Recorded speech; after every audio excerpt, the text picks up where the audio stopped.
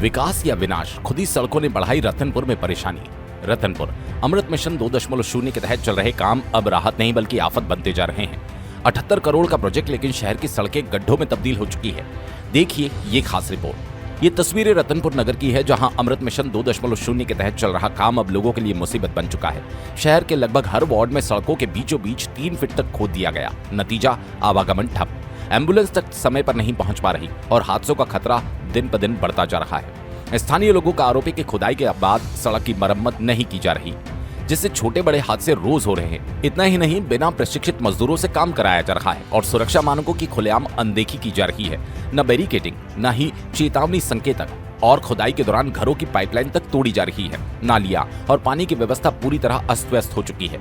लोग खुद मरम्मत कराने को मजबूर है। 14 जनवरी 2025 को करीब 78 करोड़ रुपए का ठेका दिया गया था, लेकिन जमीनी हकीकत बदहाल नजर आती है और जिम्मेदार अधिकारी चुप्पी साधे बैठे हैं। रतनपुर में अमृत मिशन 2.0 का काम जिस तरह से चल रहा है, उसने लोगों की मुश्किलें बढ़ा दी। सवाल यह है कि आखिर कब तक ये लापरवाही चलेगी और कब तक जनता हादसों का शिकार होती रहेगी। अब देखना होगा कि प्रशासन कब तक इस पर कार्रवाई करता है और कब ये अमृत मिशन वाकई जनता के लिए अमृत बनता है।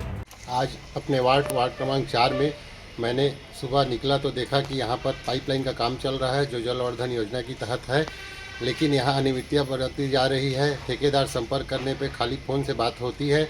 पुराने पाइपलाइन है उसको तोड़ दिया गया, जिससे लोगों को पानी की समस्या बढ़ते जा रही है। नालियाँ टूट गई हैं और आगे बनाने के आश्वासन दे रहे हैं, लेकिन अभी आवागमन में बहुत दिक्कत हो रही है। आगे अगर उचित कार्य नहीं हुआ तो कार्रवाई की जाएगी।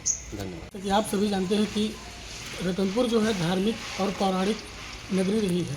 यहाँ पर्यटकों का भी लगातार आवागमन लगा रहता है। हमारे नगर वासियों ने जब हमारे पूर्व मुख्यमंत्री श्री भूपेश बघेल जी को नगर में पानी की समस्या के बारे में बताया, तो उन्होंने अपनी महत्वाकांक्षी योजना जल आवर्धन के तहत हमारे नगर रतनपुर के समीप खुटाघर बांध से नगर वासियों की प्यास बुझाने के लिए पानी लाने की व्यवस्था के लिए जल आवर्धन की योजना लाई। और पूर्ववर्ती जो कांग्रेस की सरकार थी, उन्होंने 78 करोड़ रुपया नगर वासियों को जल आवर्धन के लिए दिया। उसके कार्यक्रम में जब ठेका हुआ, ठेके के पश्चात ठेकेदारों द्वारा अमानत तरीके से जो खुदाई की जा रही है और जो पाइपलाइन है उनको तोड़ा जा रहा है, ड्रेनेज के पाइपलाइन को तोड़ा जा रहा है, जिससे लोगों को भारी समस्या हो रही है। जैसा कि आप सभी जानते हैं कि हमारे मध्य प्रदेश में ये पाइपलाइन के विस्तारीकरण में ड्रेनेज का पानी लोगों को पिला दिया गया था, जिससे बहुत लोगों की मृत्यु हो गई थी। आप सभी जानते हैं कि पिछले वर्ष नगर पालिका रतनपुर के क्षेत्र में डायरिया का भयंकर प्रकोप हो गया था।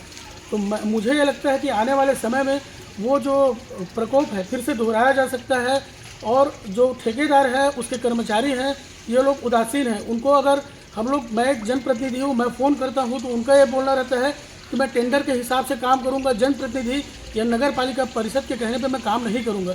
तो ये कैसा उनका काम करने का तरीका है। जैसे कि आप सभी देख रहे हैं कि ड्रेनेज का पानी टूट गया है और ड्रेनेज का पानी जो है पाइपलाइन में मिल रहा है, जिससे आने वाले समय में हमारे नगर में डायरिया का प्रकोप फिर से बढ़ सकता है। अगर वो टेंडर की बात करते हैं तो मैं टेंडर के हिसाब से उनको बताना चाहता हूँ कि उनके टेंडर में जो एग्रीमेंट हुआ था, अनुबंध हुआ था दोनों के बीच में, नगर पालिका परिषद और रतनपुर और ठेकेदार के बीच में, उसमें स्पष्ट लिखा हुआ है कि जो भी पाइपलाइन तोड़ेंगे या ड्रेनेज सिस्टम तोड़ेंगे, उनको वापस रिकन्स्ट्रक्ट करके उनको देना है।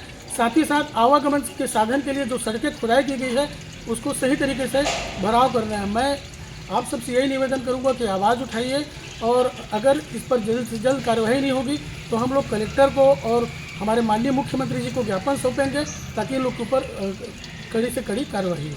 रतनपुर से ताहिर अली की रिपोर्ट।